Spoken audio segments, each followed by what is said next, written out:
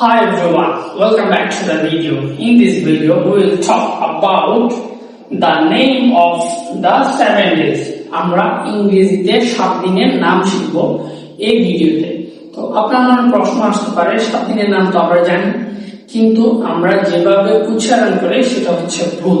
এখন আমি যে সঠিকটা উচ্চারণ করি সেটা আমি কিভাবে বুঝবো বা সেটা আমি কিভাবে বলতেছি, কারণ হচ্ছে আমি প্রত্যেকটা ডেকে সাউন্ড দিয়ে ব্রেকডাউন করছি এবং আপনাদেরকে সাউন্ড দিয়ে উচ্চারণ করে দেখাবো। So without wasting any time, let's get started. শুরু করার আগে আমি এখন আপনাকে আগে সাউন্ড সম্পর্কে ধারণা দিই। ইংলিশে টোটাল সাউন্ড হচ্ছে 44টা। কয়টা? 44। দেয়ার আর 44 সাউন্ড ইন ইংলিশ। এর মধ্যে ভাওয়েল হচ্ছে 20টা, কনসোনেন্ট সাউন্ড 24টা, টোটাল 44টা সাউন্ড নিয়ে আমরা আরেকদিন আলোচনা করব। সো প্রথমটা আমরা দেখি।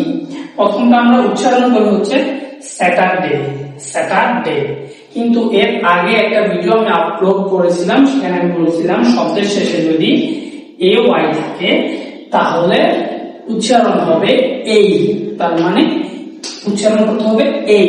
দেখেন আমরা বলি স্যাটারডে, এটা হচ্ছে স্যাটারডে, স্যাটারডে। কিভাবে? আমি আপনাকে সাউন্ড দিয়ে দেখাই। সাউন্ড অনেক বেশি ইম্পর্টেন্ট ইংলিশে। দেখেন এটা হচ্ছে কনসোনেন্ট সাউন্ড স, স এই ঠ আ। কি হয়েছে? স এই ঠ আ, সেটা। ড, এটা হচ্ছে ড, এটা হচ্ছে লং ভাওয়েল সাউন্ড এই, স্যাটারডে। স এই ঠ আ, সেটা ড এই, স্যাটারডে। ওকে, নেক্সট ওয়ান।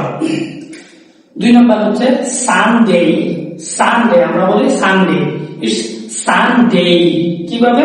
এটা হচ্ছে স, এটা হচ্ছে শর্ট ভাওয়েল সাউন্ড আ, এটা হচ্ছে কনসোনেন্ট সাউন্ড ন, ন, স আ ন, সান। এটা হচ্ছে কনসোনেন্ট সাউন্ড ড, এটা হচ্ছে লং ভাওয়েল সাউন্ড এ, ডে, স আ ন, সান ড এই, Sunday. Next one Monday, Monday. আমরা বলি মানডে, ইটস মানডে।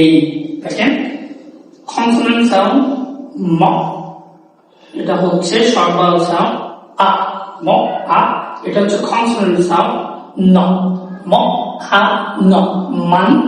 এটা হচ্ছে কনসোনেন্ট সাউন্ড ড, এটা হচ্ছে লং ভাওয়েল সাউন্ড। এই দুইটা মিলে লং ভাওয়েল সাউন্ড হয় এই, ডে, ম আ ন, মান ড এই, ডে, মান ডে। পরেরটা দেখেন, এটা হচ্ছে ঠক, এটা হচ্ছে ঠক। জল মতো দেখতে দেখতে আমরা যেটাকে যেই বলি, এটা আসলে যে না, এটা হচ্ছে কনসোনেন্ট সাউন্ড ইয়া, কনসোনেন্ট সাউন্ড ইয়া, ঠক ইয়া। এটা হচ্ছে লং ভাওয়েল সাউন্ড উ, ঠক ইয়া উ, টু জ, এটা হচ্ছে জ, ঠক ইয়া উ জ, টুইজ, ঠক ইয়া উ জ, টুইজ। এটা হচ্ছে ড, এটা হচ্ছে এই, ডে, ঠক ইয়া উ জ, টুইজ ড এই, টুইজ ডে।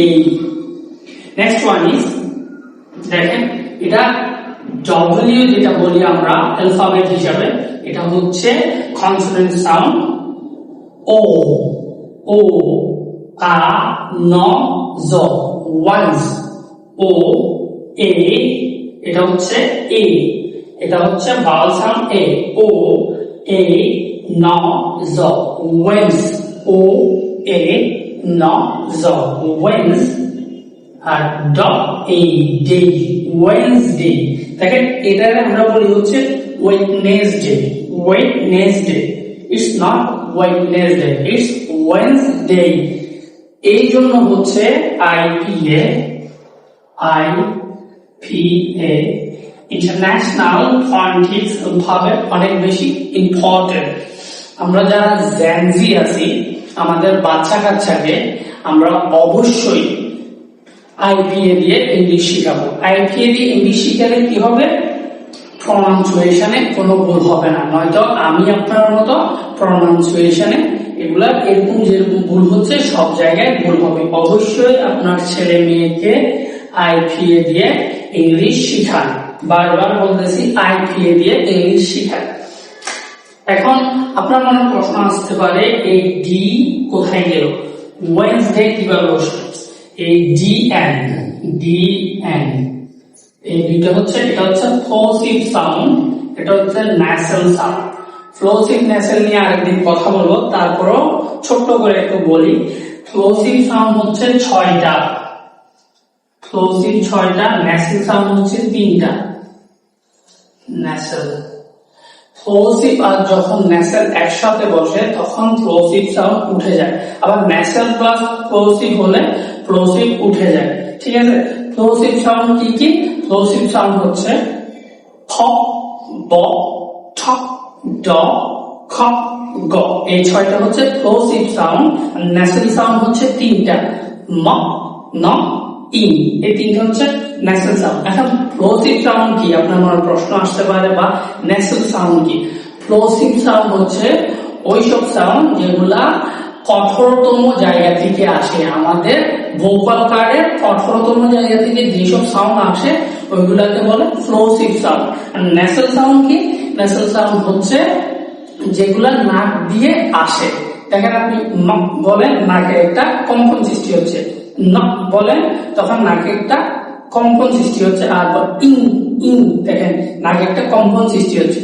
নাক দিয়ে বাতাস বের হয় বা ব্রাইভেট হয় ওইগুলোকে বলে ন্যাসাল সাউন্ড। আর যেগুলো হচ্ছে মুখের কঠোরতম জায়গা থেকে আসে ওগুলো হচ্ছে প্লোসিভ সাউন্ড। প্লোসিভ সাউন্ড 6টা, ন্যাসাল সাউন্ড হচ্ছে 3টা। প্লোসিভ ন্যাসাল যখন একসাথে থাকে তখন প্লোসিভ আগে থাকলে প্লোসিভ উঠে যায়, ন্যাসাল আগে থাকলে ন্যাসাল উঠে যায়। যেমন আমরা নাইফ বলি না, নাইফ ছুরি, দেখেন KNIFE, কিন্তু কে উচ্চারণ হয় না, উচ্চারণ করে কি নাইফ, ওই যে প্লোসিভ উঠে গেছে।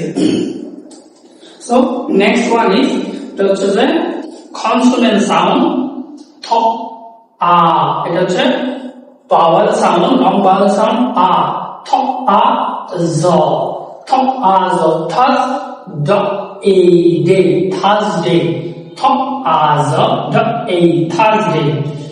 লাস্ট ওয়ান ইজ, এটা হচ্ছে প, প, দুইটা সাউন্ড আছে দেখেন, প এর ভিতরে দুইটা সাউন্ড, একটা হচ্ছে স্পাইরেটেড সাউন্ড ফ, ফ, দুই ঠোঁট বন্ধ হয়ে ফ, আরেকটা হচ্ছে উপরের দাঁত নিচে ঠোঁটে আসবে ফ, ফ, সফট সাউন্ড, ফ, র, এটা হচ্ছে ফ, এটা হচ্ছে র, এটা হচ্ছে লং ভাওয়েল সাউন্ড, দুইটা মিলে লং ভাওয়েল সাউন্ড, আই, ফ, র, আই, ফ্রাই, ড, এ, ডে, ফ্রাইডে।